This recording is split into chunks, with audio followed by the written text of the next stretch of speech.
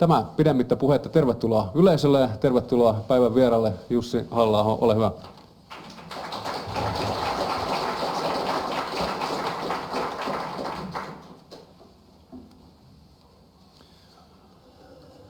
Professori Jokisipilä, hyvät kuulijat, presidentinvaalien ensimmäinen kierros järjestetään todellakin vajaan 2 kuukauden kuluttua ja tarvittaessa äänestämistä jatketaan helmikuun puolella toisella kierroksella. Meidän ehdokkaiden kannalta kampanja on ollut käynnissä loppukesästä lähtien ja kalenterit ovat täyttyneet maakunnissa kiertämisestä, vaalimainosten ja videoiden suunnittelusta ja tekemisestä, vaalikoneiden täyttämisestä, erilaisten intressiryhmien järjestämistä paneeleista ja määrättömästä määrästä haastatteluja.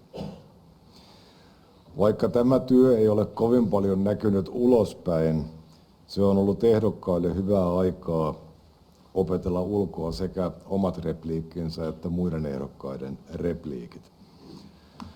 Vaalikoneissa ja paneeleissa ja useimmissa haastatteluissa toistuvat enimmäkseen yhdet ja samat kysymykset, joista osa liittyy presidentinvaaleihin paremmin ja osa vähän etäisemmin. Kaikissa vaalikoneissa kysytään esimerkiksi sitä, onko sukupuolia 2 vai enemmän kuin 2, tai mitä mieltä ehdokas on eutanasiasta. Muutama prosentti väestöstä seuraa aktiivisesti politiikkaa, mutta suuri yleisö alkaa todennäköisesti vasta tässä vaiheessa heräillä siihen, että vaalit lähestyvät ja alkavat pohtia tarkemmin omaa äänestyskäyttäytymistään. Käsittelen tässä alustuksessani sitä, mitkä ovat presidentin kirjoitetut ja kirjoittamattomat tehtävät, velvollisuudet ja roolit. Mitä ajankohtaisia kysymyksiä näille tonteille kuuluu, millaisia henkilökohtaisia ominaisuuksia presidentin tehtävän menestyksellinen hoitaminen edellyttää ja miksi itse katson olevani sopiva henkilö tähän tehtävään.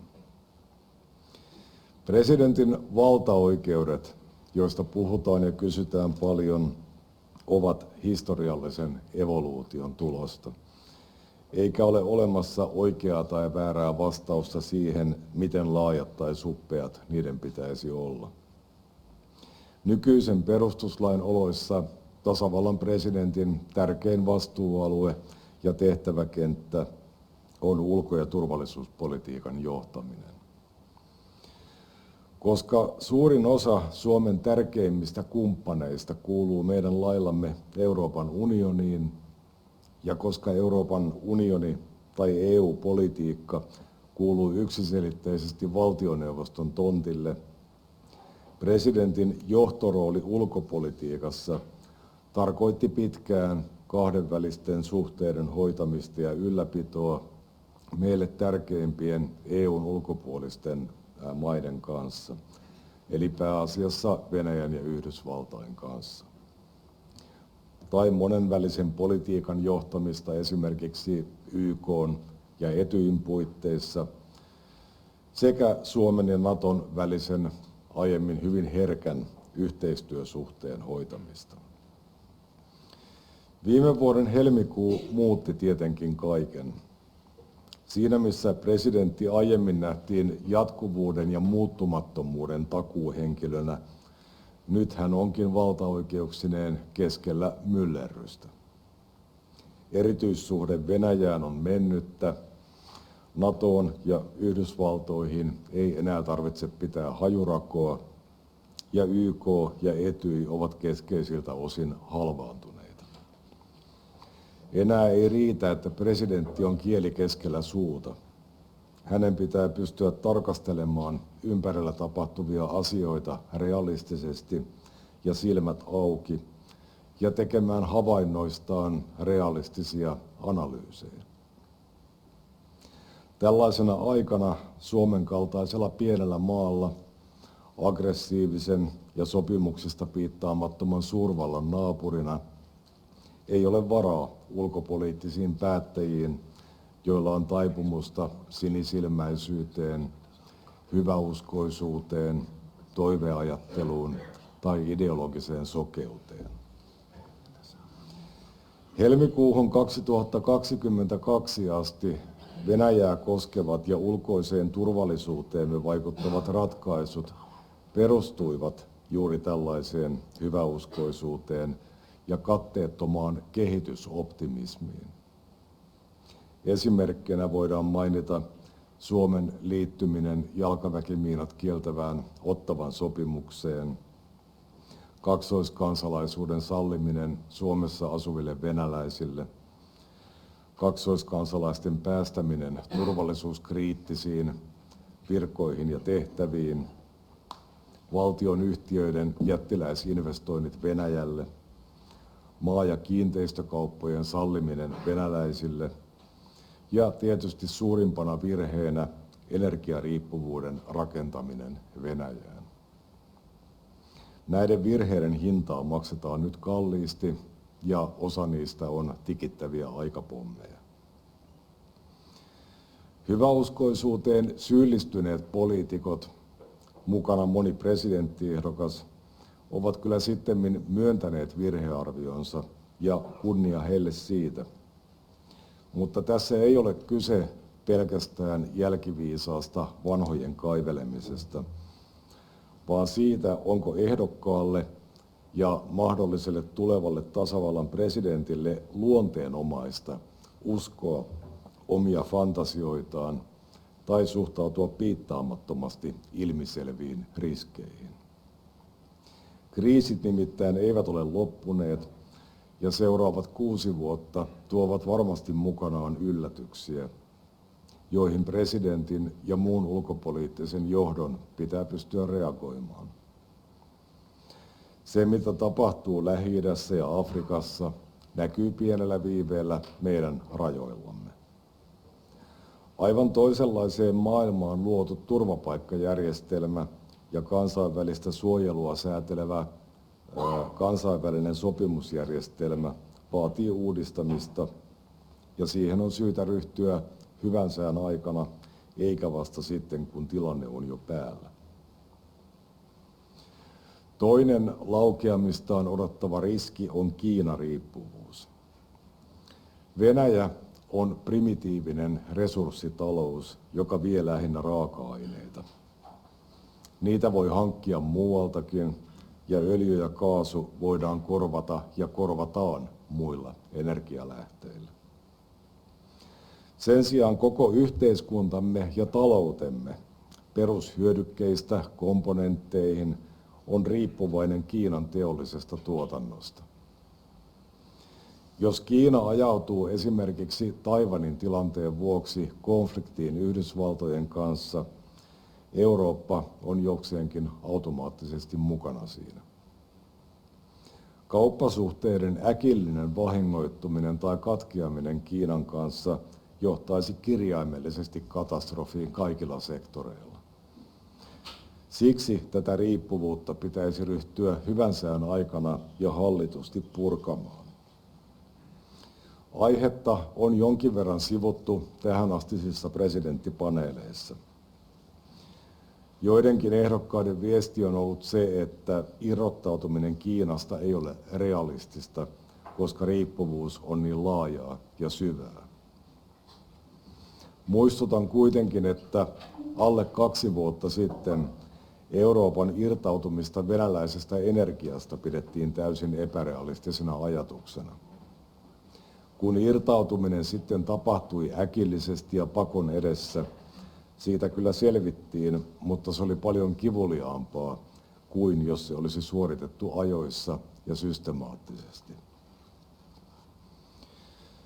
Yksi ulkopolitiikan painopistealue, jota haluaisin presidenttinä korostaa, on suhde niin sanotun globaalin etelän maihin.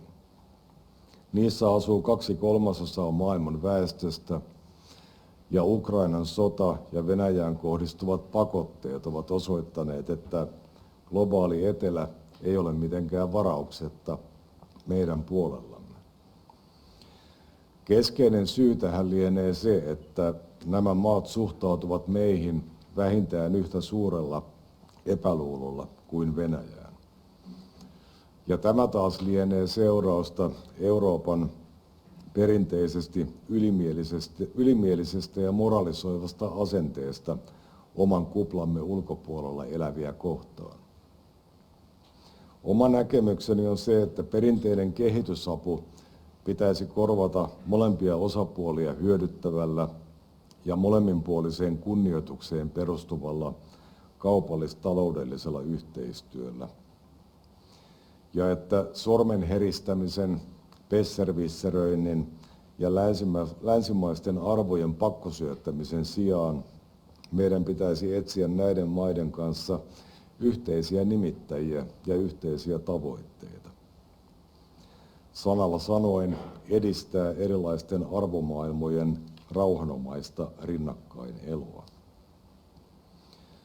Koko kylmän sodan jälkeisen ajan länsimaat näkivät itsensä ja omat liberaalit ja demokraattiset arvonsa jonkinlaisena universaalina majakkana, jota kohti muu maailma hitaasti mutta vääjäämättä etenee. Mutta tämä asia luultavasti ei ole aivan näin itsestään selvää. Niin kiinnostavaa kuin ulko- ja turvallisuuspolitiikka onkin, etenkin tällaisina aikoina, se tuskin yksinään selittää presidentinvaalien perinteisesti korkeaa äänestysaktiivisuutta. Presidentti-instituutiolla nähdään myös laajempaa merkitystä. Suuri osa suomalaisista nähnee tasavallan presidentin itsenäisenä, kansalta suoraan mandaattinsa saavana vastapainona nopeatempoiselle ja usein pinnalliselle päivänpolitiikalle. Hänen odotetaan herättelevän keskustelua ja nostavan agendalle kansalaisten turvallisuudelle ja hyvinvoinnille tärkeitä kysymyksiä. Vaikka hänellä ei ole kovin paljon lakiin kirjattua sisäpoliittista valtaa, hänen sanomisillaan on kyllä vaikutusvaltaa ja niillä on tapana suodattua myös hallituksen ja eduskunnan toimintaan. Yksi ilmeinen huolestuttava trendi ovat huonon maahanmuuttopolitiikan lieveilmiöt. Sosiaaliturvajärjestelmän kuormittuminen, koulujen ja asuinalueiden eriytyminen, henkeen, terveyteen ja omaisuuteen kohdistuvan rikollisuuden lisääntyminen ja raaistuminen, halpa- ja orjatyömarkkinoiden syntyminen ja niin edelleen. Maahanmuuttokeskustelun evoluutio muistuttaa itse asiassa hyvin paljon Venäjän ympärillä aiemmin käytyä keskustelua. Ongelmat ovat olleet kaiken aikaa näkyvillä niin kotimaassa kuin etenkin länsinaapurissa, mutta optimismi ja ideologia on joko hämärtänyt näön tai johtanut siihen, että tosiasioista ei piitata.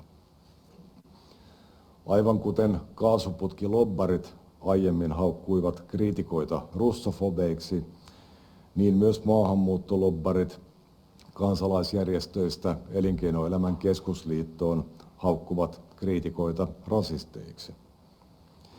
Ja joka kerta kun varoitukset toteutuvat, ollaan yhtä yllättyneitä kuin autoilija ensi lumesta. Tasavallan presidentti voi harrastaa arvojohtajuutta myös maan sisäiseen kehitykseen liittyvissä teemoissa. Tietenkään hänen ei pidä lähteä yksittäisten lakihankkeiden lobbariksi, mutta se, että ongelman olemassaolo todetaan tasavallan presidentin arvovallalla, vaikeuttaa sen lakaisemista maton alle. Näissä vaaleissa on paljon ehdokkaita, joilla on kokemuksen ja koulutuksen tuomaa valmiutta selviytyä presidentin tehtävistä. Eri ehdokkailla on erilaisia painotuksia ja erilaisia vahvuuksia.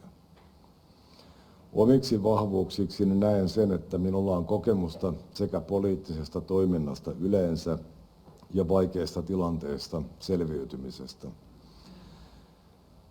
Myös ulkopolitiikan ja kansainvälisen toiminnan alueelta entisenä ulkoasiainvaliokunnan puheenjohtajana ja Euroopan parlamentin jäsenenä. Lisäksi akateemisen taustani vuoksi minulla on sellaista venäläisen yhteiskunnan ymmärrystä ja tuntemusta, josta ei näinä aikoina ole ainakaan haittaa. Ehdokkaiden välillä on myös perusarvoihin liittyviä eroja, ja niiden osalta äänestäjän luonnollisesti kannattaa valita se ehdokas, joka parhaiten vastaa hänen omia preferenssejään. Juuri sitä varten meillä on monipuoluedemokratia ja vapaat vaalit. Oma ja edustamani puolueen perusarvo on se, että Suomi on suomalaisten kotimaa ja kaiken päätöksenteon ohjenuorana pitää olla tavallisten suomalaisten turvallisuuden ja hyvinvoinnin puolustaminen.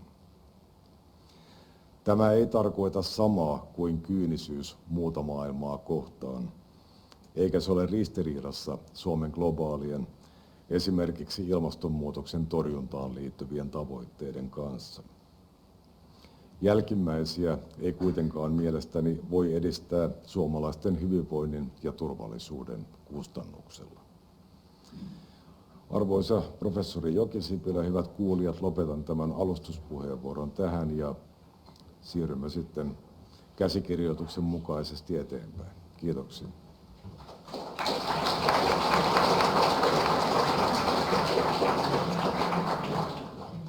Ja ensimmäisen kysymyksen olen yleensä aloittanut tämmöisellä vähän kevyemmällä, niin teen sen tälläkin kertaa.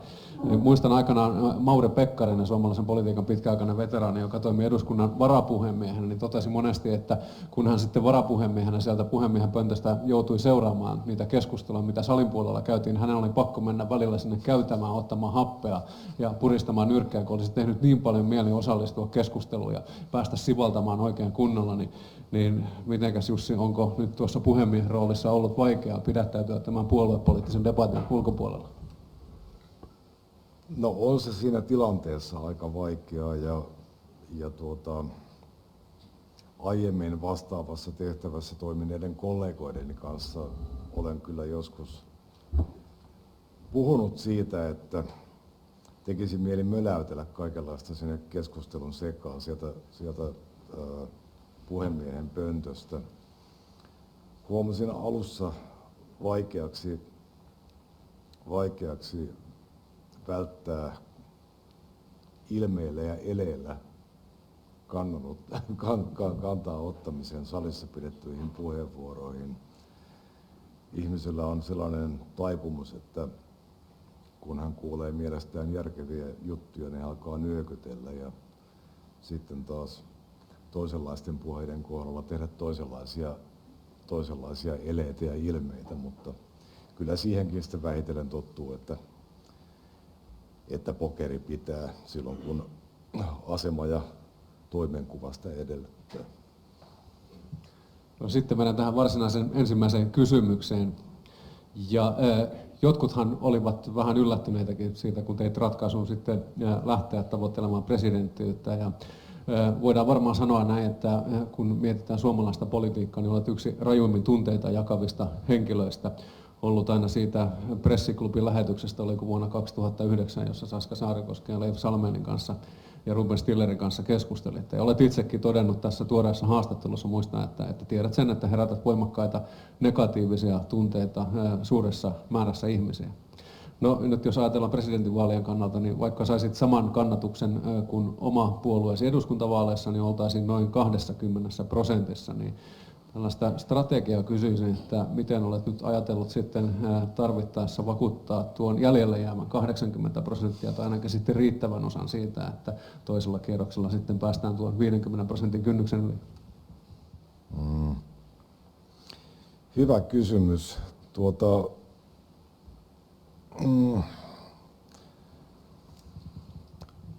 Kun olen osallistunut aika monien erilaisiin vaaleihin, niin olen oppinut olemaan antamatta kovin paljon painoa gallup-lukemille. Syystä tai toisesta perussuomalaisia kannattavat, tai sanotaan perussuomalaisia äänestävät ihmiset ovat keskimäärin vähemmän hanakoita ilmaisemaan mielipidettään mielipidekyselyissä. No, tämä koskee nyt ennen kaikkea presidentinvaalien ensimmäistä kierrosta.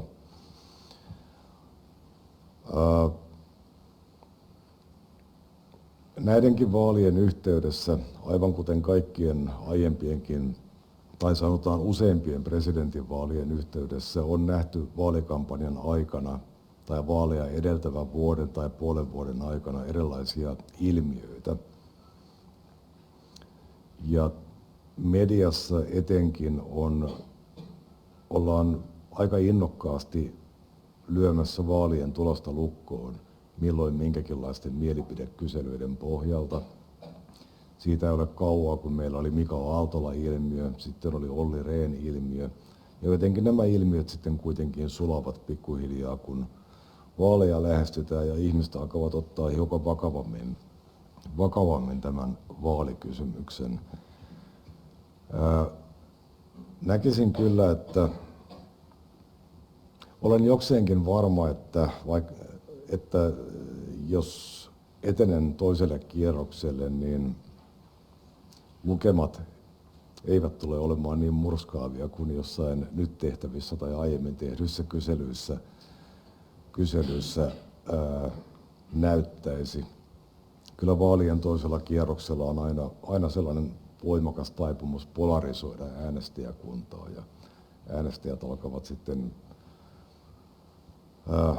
tarkemmin katsella sitä, että minkälaisia näkemyksiä ja mielipiteitä ehdokkailla on ja samalla, kenellä on samanlaisia preferenssejä ja prioriteetteja kuin äänestäjällä itsellään.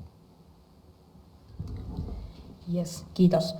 Palataan vähän tähän sun alustuspuheenvuoroon. Kuten totesit itsekin siinä, niin presidentin rooli on pitkälti arvojohtamista. Joten haluaisinkin kysyä tämmöistä yksinkertaista ja tiivistä 3 kohdan listausta. Mitkä on sulle 3 tärkeintä arvoa ja miten sä haluaisit, että ne tulisivat näkymään konkreettisesti potentiaalisella virkakaudella? Osasin vähän odottaa tätä kysymystä. Arvoista puhutaan paljon presidentinvaalien yhteydessä, mutta olen hiukan allerginen tälle sanalle. Mikä on arvo? Me kaikki suomalaiset olemme suomalaisen kulttuurin ja suomalaisen arvomaailman kasvattajia ja varmasti jaamme aika lailla yhteisen arvopohjan kaikista perustavanlaatuisista kysymyksistä. Me uskomme yksilön vapauksiin, uskonnonvapauteen, demokratiaan. Nämä ovat meidän kulttuurimme keskeisiä arvoja.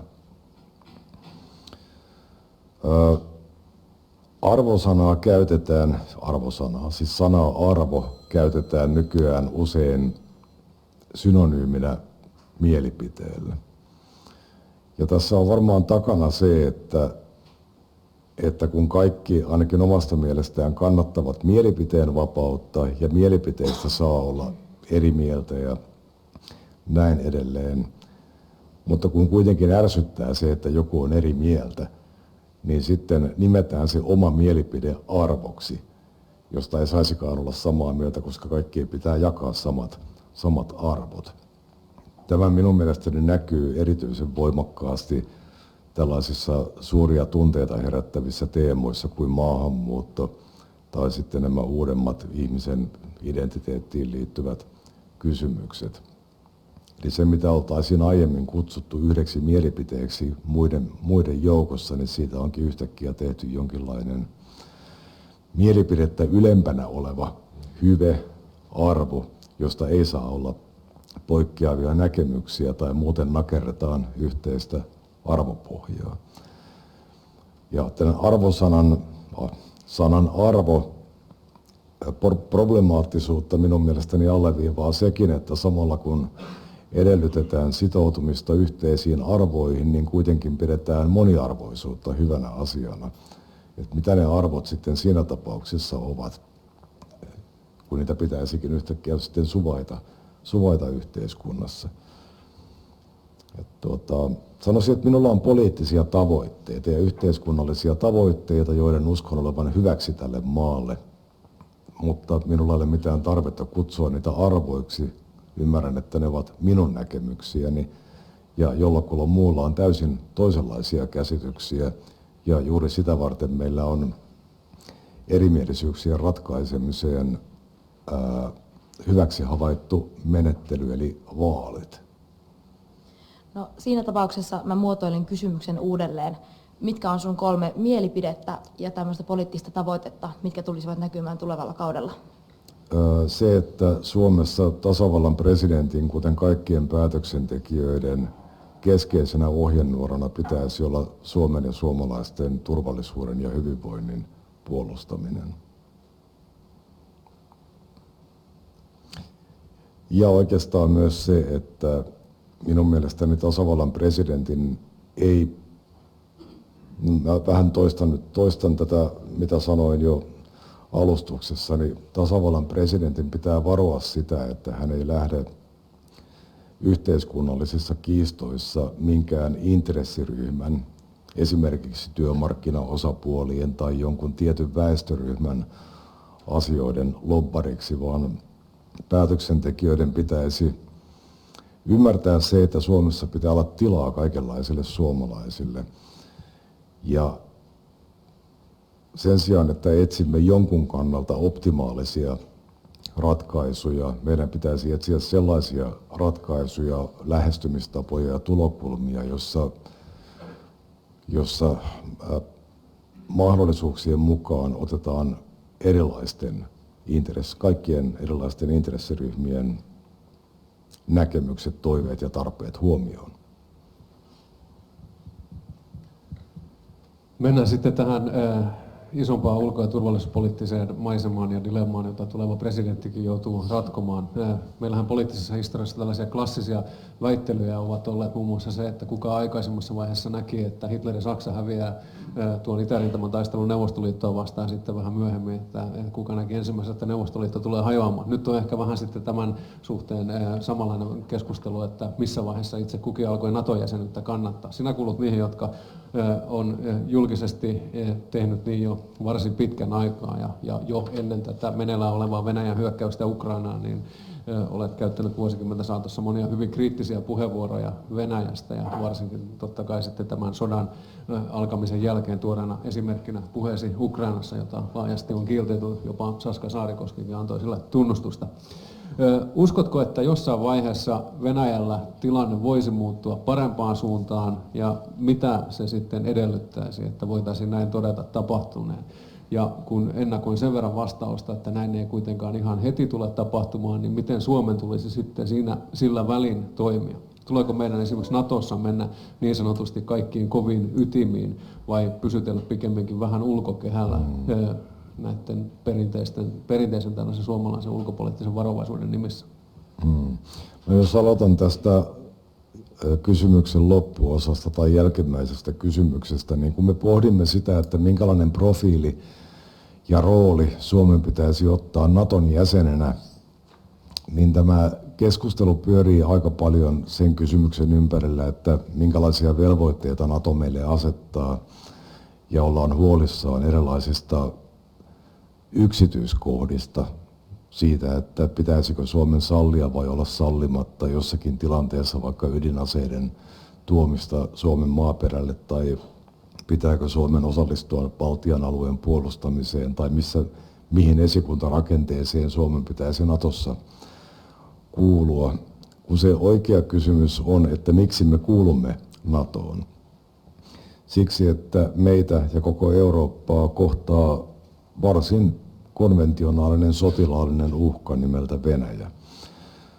Venäjä on irtautunut kansainvälisestä sopimusjärjestelmästä. Ei ole paluuta sellaiseen maailmaan, jossa suhteet Venäjään voisivat rakentua luottamukselle ja sille, mitä paperille kirjoitetaan. Venäjällä on omat imperialistiset tavoitteensa, joita se edistää piittaamatta omista sitoumuksistaan, ja ainoa mitä se kunnioittaa on voima. Joten ainoa tapa torjua Venäjän muodostamaa uhkaa ja hillitä Venäjän imperialistisia intohimoja on luoda pelote. Venäjä ei ole lähtenyt haastamaan Naton kollektiivista pelotetta. Ja tämä lienee ainoa syy siihen, että vihreitä miehiä ei ole nähty Baltian maissa, joten se pelote toimii. Ja Suomen pitää oman turvallisuutensa ja koko Euroopan turvallisuuden vuoksi tehdä oma osansa sen pelotteen uskottavuuden ylläpitämisessä ja vahvistamisessa. Joten lyhyt vastaus, kyllä meidän pitää mennä Natossa kaikkiin ytimiin ja osallistua kaikkeen sellaisiin toimintoihin, jotka lisäävät Naton pidäkevaikutusta, koska tämä on paras tapa turvata rauha sekä Suomessa että Euroopassa.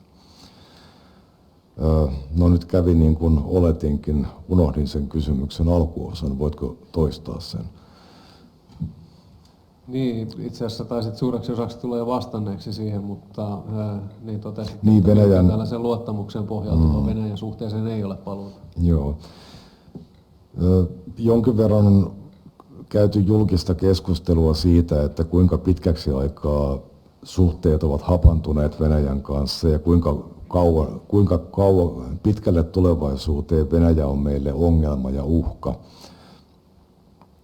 Venäjän sisäistä kehitystä kannattaa tarkastella hiukan pidemmällä aikajänteellä kuin viimeisten 30 vuoden ajalta.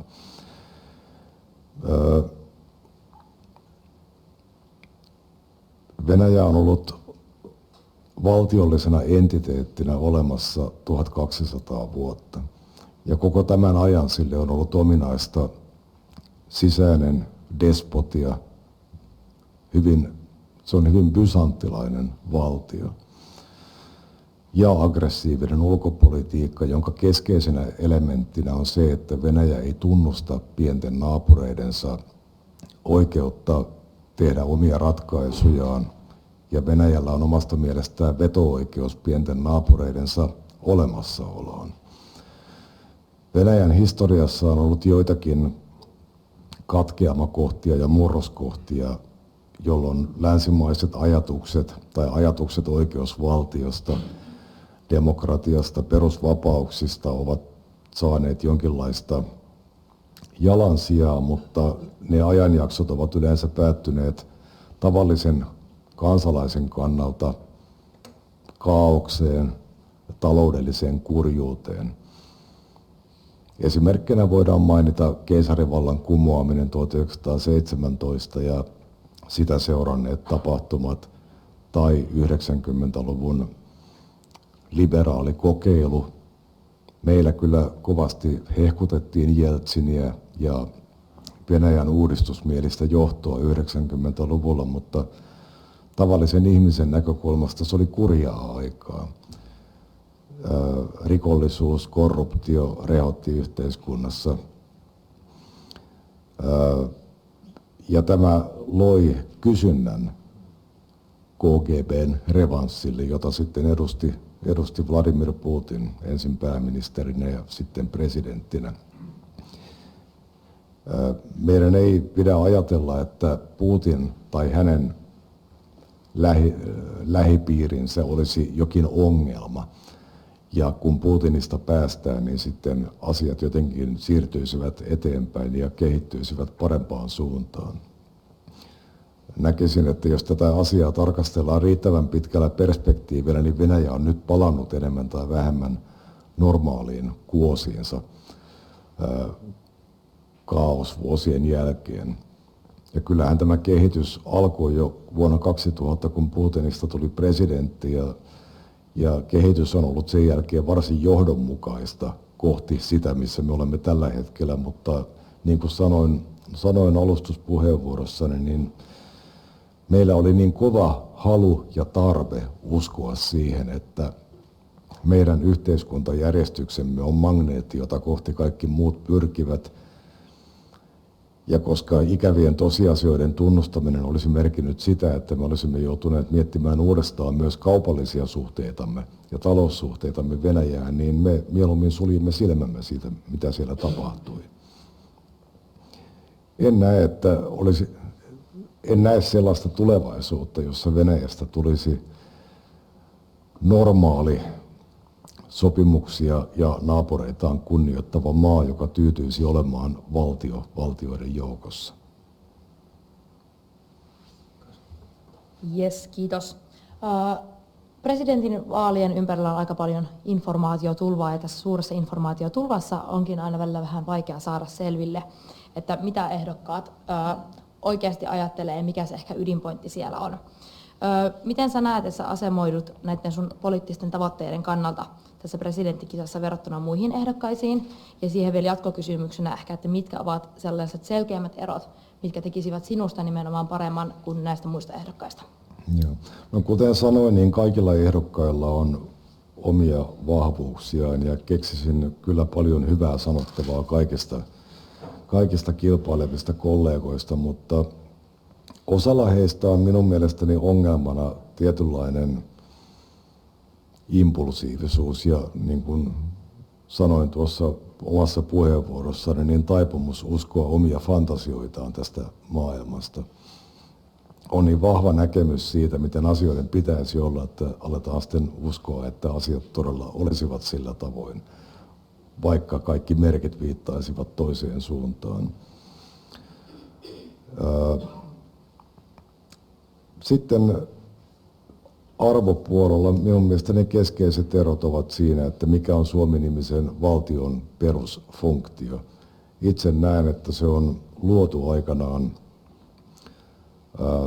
turvaamaan suomalaisten kansallisia oikeuksia ja intressejä, turvaamaan suomalaisten mahdollisuuden elää omassa maassaan omansa näköistä elämää omalla kielellään sellaisen lainsäädännön puitteissa, joka heijastelee meidän omia tietysti ajassa eläviä arvojamme. Uskoisin, että tämä oman ajatteluni voimakas kiinnittyminen kansallisvaltioideaan on se, mikä erottaa minua arvopuolella useimmista muista ehdokkaista.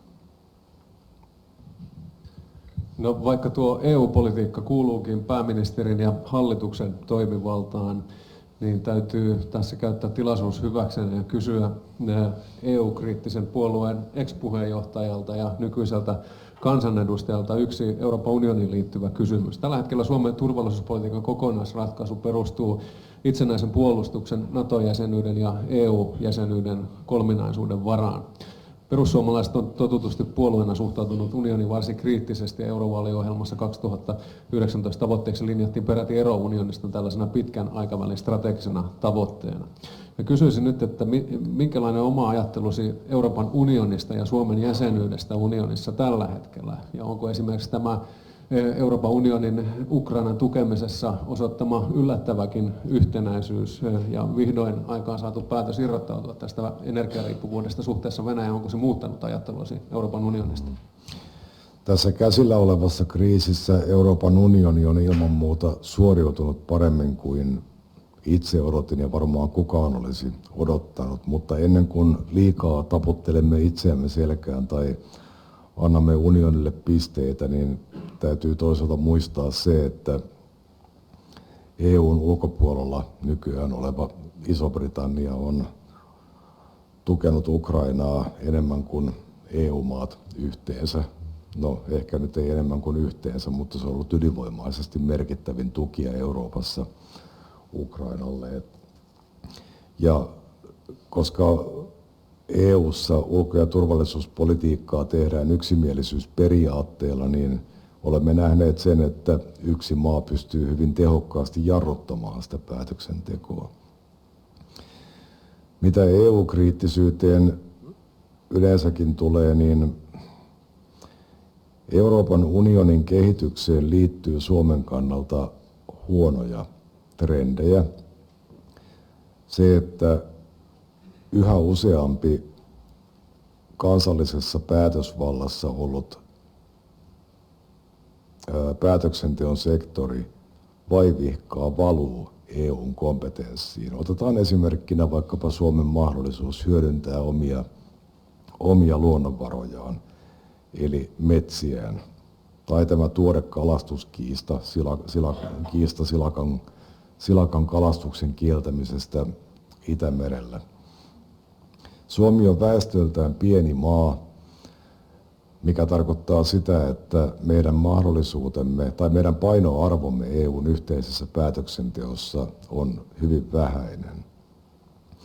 Ja se johtaa esimerkiksi ilmastonmuutoksen torjunnan alueella hyvin usein siihen, että EUlle tulee kiusaus toteuttaa omia kollektiivisia ilmastotavoitteitaan suomalaisten kustannuksella, koska Suomi on EUn ylivoimaisesti metsäisin maa. Eli meillä on kaikkein suurimmat hiilinielut EUn alueella ilman, että me voimme oikeastaan tehdä asialle mitään, koska meidän poliittinen vaikutusvaltamme EU:ssa on niin vähäinen. Lisäksi erilaisten yhteisvastuumekanismien myötä EUn luonne tulonsiirtomekanismina voimistuu koko ajan. Tästä esimerkkinä koronan verukkeella luotu elpymispaketti, jolla oli loppujen lopuksi hyvin vähän tekemistä koronan kanssa, mutta joka lisäsi entisestään nettomaksajamaiden taakkaa nettosaajamaiden hyväksi. Nämä ongelmat eivät katoa mihinkään sillä, että meillä on sota Euroopassa tai että EU:ta tarvitaan tai että EU:sta on hyötyä joissakin muissa kysymyksissä. Ja minun mielestäni on myös huono asia, että Putinista ja Venäjästä on tehty pelikortti eurooppalaiseen sekä sisäpolitiikkaan että EU-politiikkaan sillä logiikalla, että koska Putin haluaa heikentää Euroopan unionia, niin kaikki kritiikki Euroopan unionia kohtaan onkin sitten jollain tavoin Putinin pussiin pelaamista. Kun itse näkisin, että juuri nämä ongelmat Euroopan unionissa itsessään ja sen kehityksessä tulevat aiheuttamaan lisääntyvää eripuraa EUn sisällä ja heikentämään EUn legitimiteettiä omien kansalaistensa näkökulmassa, etenkin niissä maissa, jotka ovat integraation, taloudellisen ja poliittisen integraation häviäjiä, joihin Suomikin lukeutuu. Jes. Sitten voitaisiin ottaa tälleen loppuun vielä vähän keventävä kysymys. Meillä P-klubin syyskokouksessa on tapana kysyä aina puheenjohtajaehdokkaalta, että mitä tekisit eri tavalla kuin edeltäjäsi. Haluaisinkin nyt kysyä siis sinulta, että mitä tekisit eri tavalla kuin edeltäjäsi nykyinen tasavallan presidentti Sauli Niinistö? Saanko vastata pitkästi ja rönsylevästi? Jos Ei mielellä. Että tiiviisti, niin saadaan yleisökysymyksiä mahtumaan vielä. Tämä on läheistä sukua sille usein esitetylle kysymykselle, että kuka aiemmista presidenteistä on ollut suosikkisi. Mielestäni kysymys on epäreilu, koska eri presidentit ovat joutuneet toimimaan hyvin erilaisessa maailmassa ja erilaisissa olosuhteissa. Me tiedämme vain, kuinka kukin presidentti pärjäsi omissa olosuhteissaan, mutta me emme tiedä, kuinka joku muu olisi pärjännyt niissä samoissa olosuhteissa.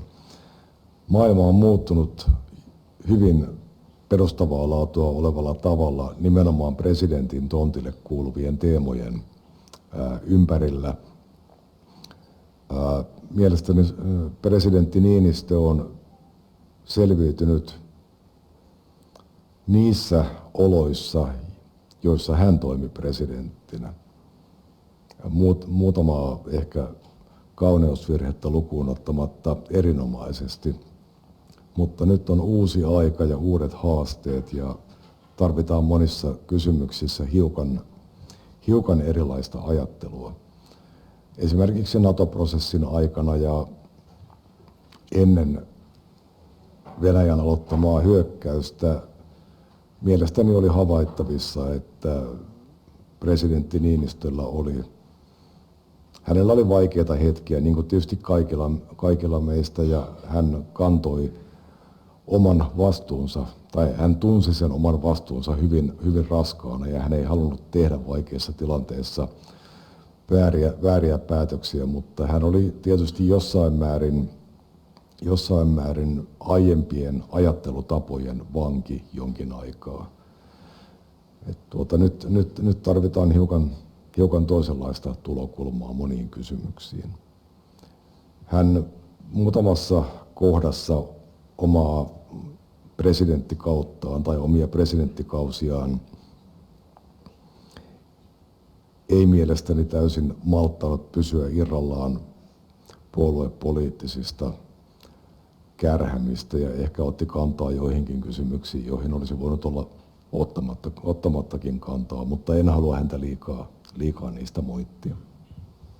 No niin, hyvä. Kiitoksia tästä tenttiosasta ja mennään sitten yleisökysymyksiin ja jos ehdokkaalle sopii, niin otetaan vaikka 3 nipuissa.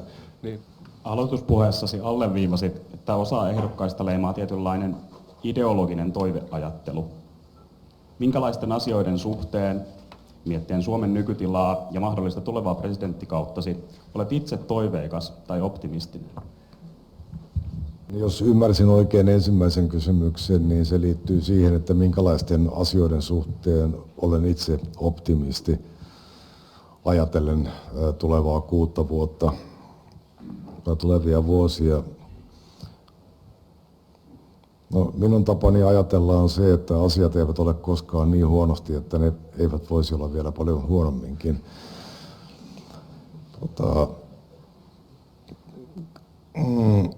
Kaikkina aikoina on odotettu maailmanloppua. Omassa nuoruudessani ne maailmanloppupelot liittyivät ydinsotaan ja tänä päivänä ne liittyvät varmaan enemmän ilmastonmuutoksiin ja vastaaviin ilmiöihin, mutta olen aika vakuuttunut siitä, että maailmanloppu ei tule meidänkään aikanamme.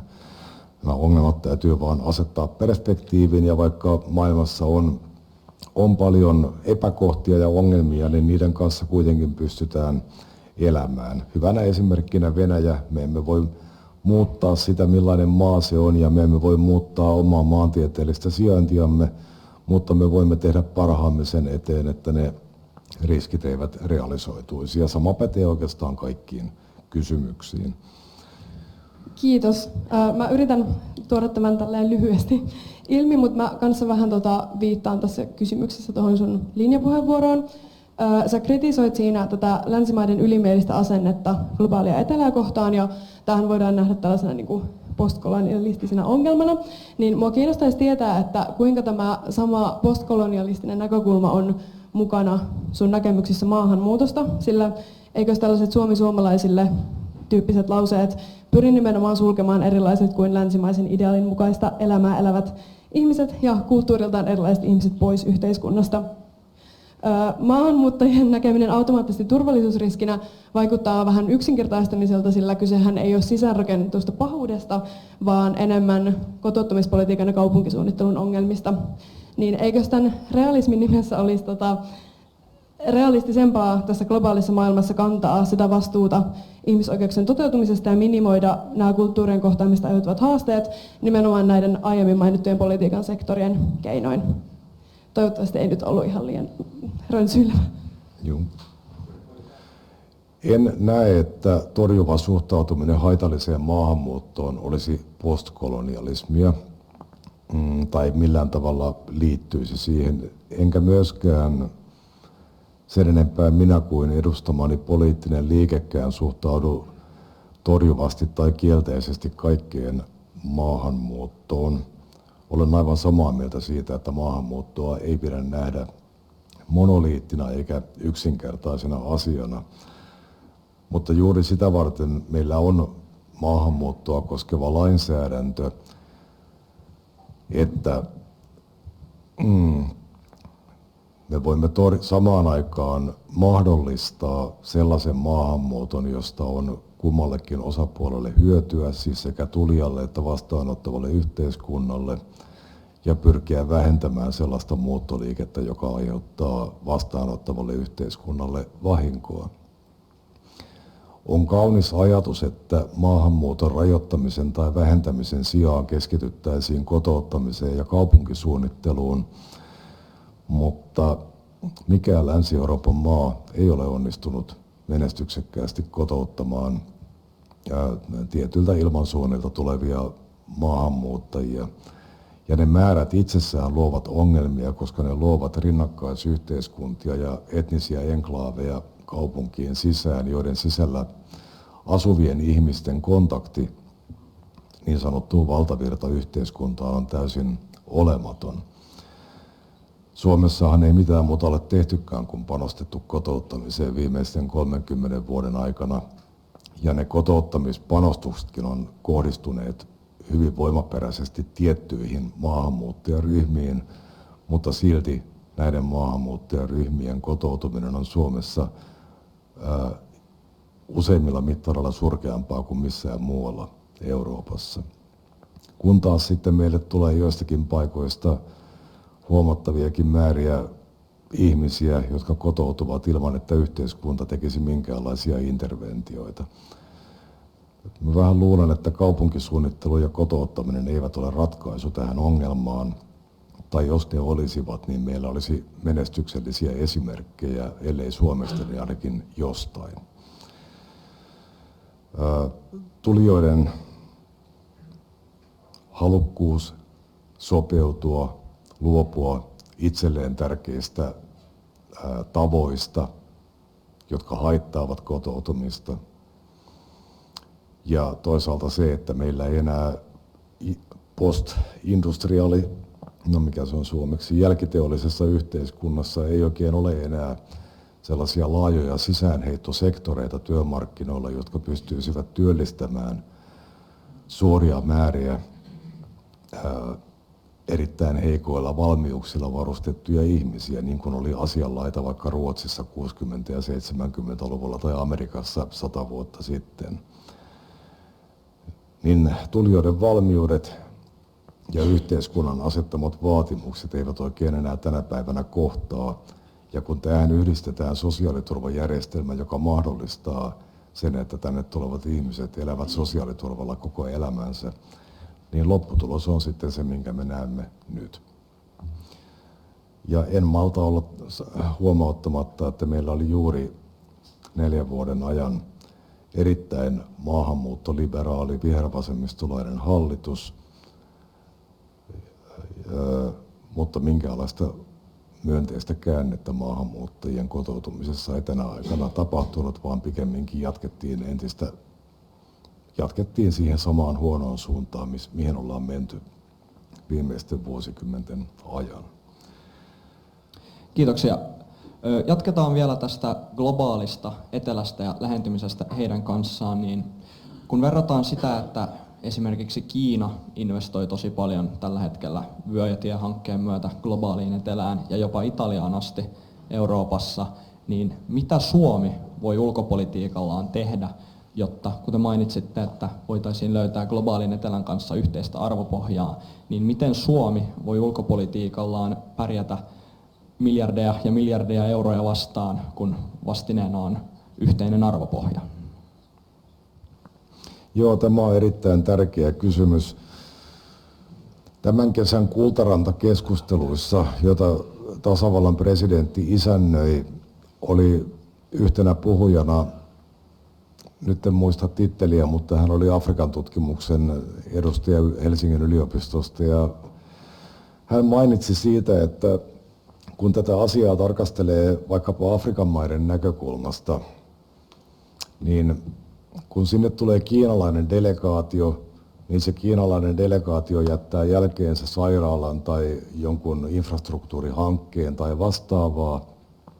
Mutta kun eurooppalainen delegaatio käy siellä, niin afrikkalaiset saavat sormenheristystä ja moraalisaarnan. Ja kun sitä asiaa ajattelee tällä tavalla, niin huomaa tai ymmärtää sen, että minkä takia me emme välttämättä ole kauhean kilpailukykyinen vaihtoehto silloin, kun taistellaan globaalin etelämaiden sieluista. Meidän pitäisi ehkä omaksua vähän enemmän sellainen kiinalaistyyppinen näkökulma, että luovutaan siitä ajatuksesta, että kaikki haluavat olla sellaisia kuin me ja elää kuin me, ja pyrkiä pikemminkin löytämään niitä yhteisiä intressejä.